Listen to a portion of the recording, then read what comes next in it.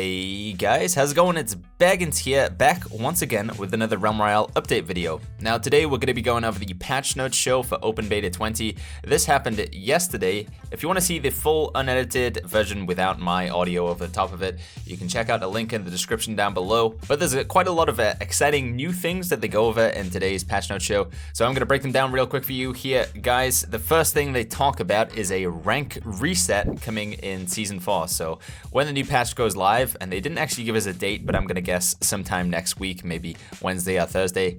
When the patch does go live, there will be a rank reset. So everybody, whether you're at Masters, Gold, Bronze, Silver, Platinum, whatever your rank is, it's gonna be reset, and we're all gonna start afresh from Bronze, I guess, and we'll have to work our way back up to Master, being the highest rank. However, the reason for this is they want to start implementing ranked rewards. So getting to Masters at the end of Season 4 will get you a reward in Season 5. They say maybe a progressive skin, so a skin that evolves over time for consistently getting Masters every season. So pretty exciting, something to work towards. Right now, Masters is kind of just there for show. It doesn't really do anything. It doesn't impact, whether you play against other players or in Master rank. And it's literally just a number that you can show of how many eliminations you have over your best 50 games. Whereas now it's going to come with the reward of a cool skin. They say the way you get the skin is by hitting Masters in at least one queue. So you have to be Masters in solo, or Masters in duo, or Masters in squad. So yeah, getting 50 wins in one particular queue in one season, which typically lasts around 2 months, should be doable for most of us. I'm not going to say for everybody, but it'll be a challenge for sure, I guess, for some of you guys, but not like too ridiculous and not too easy.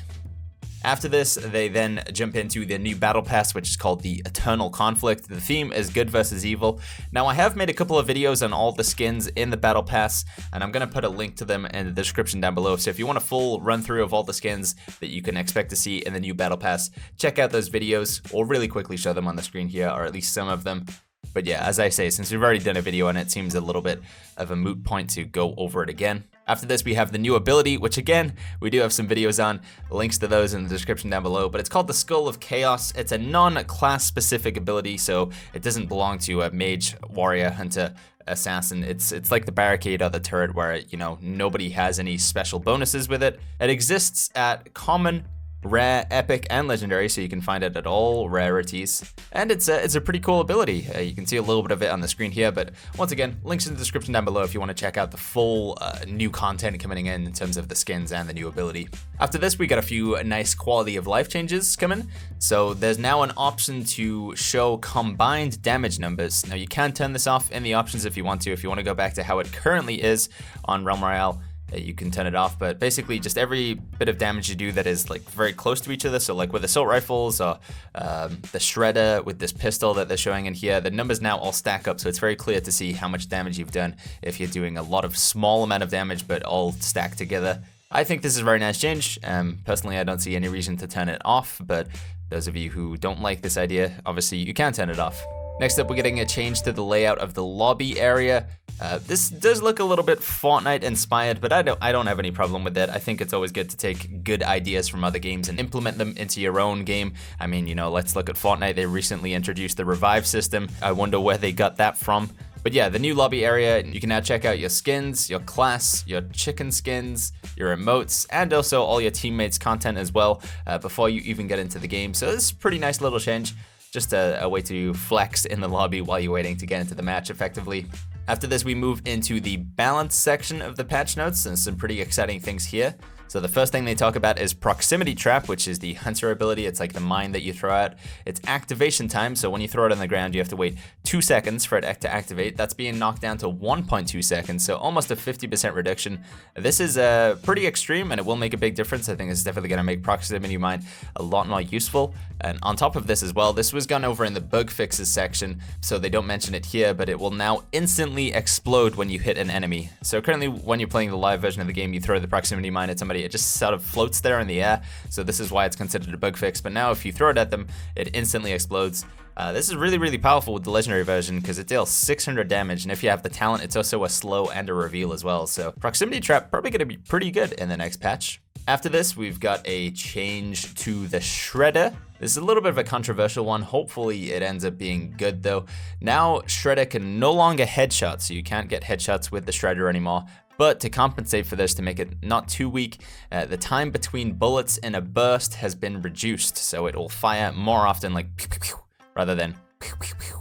Effectively making Shredder a better weapon at peeking around a corner, taking a quick shot, and then hiding again, which is how a lot of the best weapons in Realm Royale currently function, at least here on PC. So I am a little bit concerned. Is this inadvertently going to make the Shredder more powerful? We'll have to wait and see how it pans out on live, but I know a lot of you guys have been asking for Shredder nerfs, so hopefully this is considered more a nerf than it would be a buff.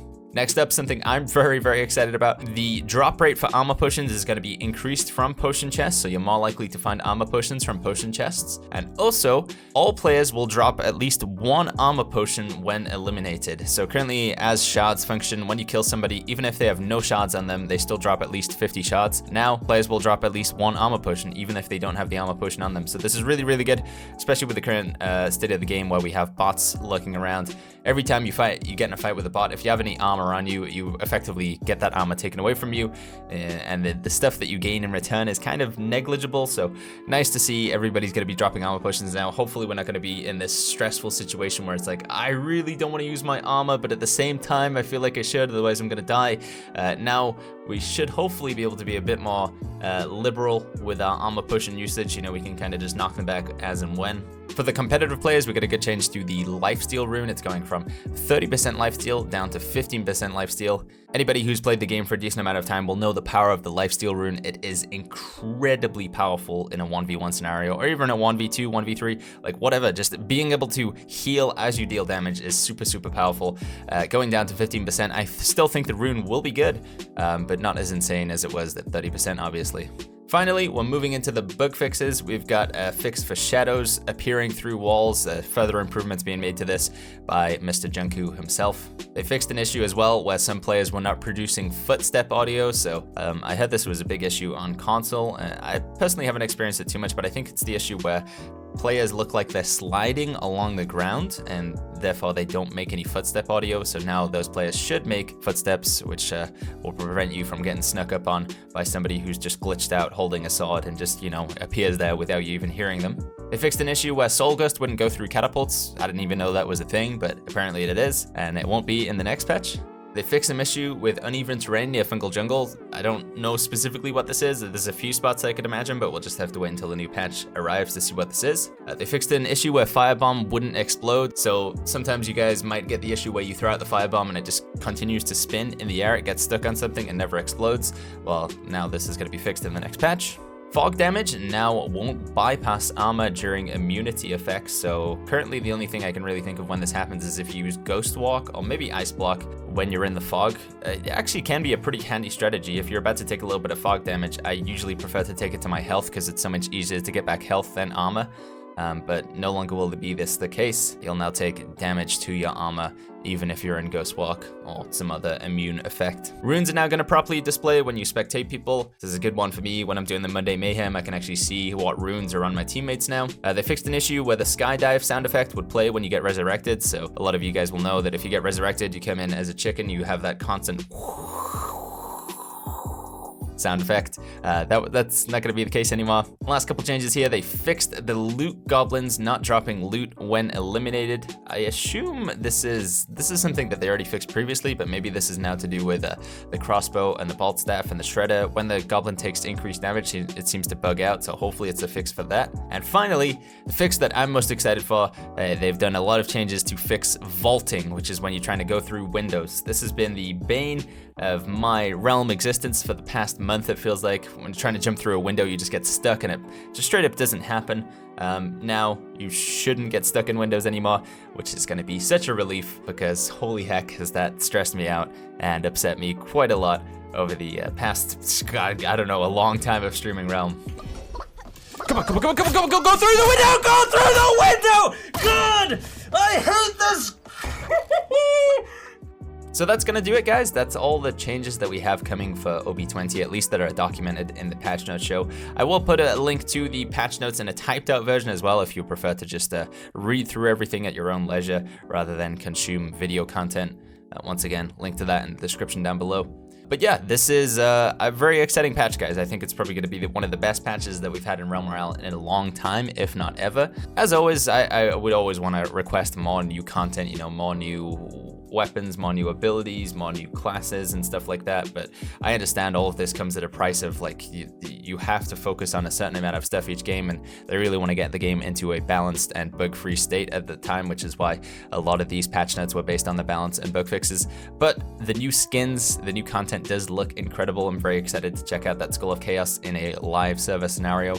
Of course, if you were watching some of the previous videos, we have talked about customs as well. Looks like they didn't make it in at the start of this patch, but maybe we'll get a hotfix for them to come in over the next few weeks. Custom games would be really, really big for tournaments and just doing other fun mini-game stuff like that with the community. So keep an eye out on the YouTube videos for any custom game events that we might have planned in the future when it arrives. But yeah, let me know what you guys think about the patch notes that we've just gone through. Is there anything that they didn't change that you wish they did? Let me know what you guys are thinking about Open Beta 20 and Season 4 in those comments down below. As always, guys, if you enjoyed the video, make sure you go ahead and click the like button. If you want more content from the Baggins Television in the future, go ahead and click subscribe, and I'll see you guys all in the next video.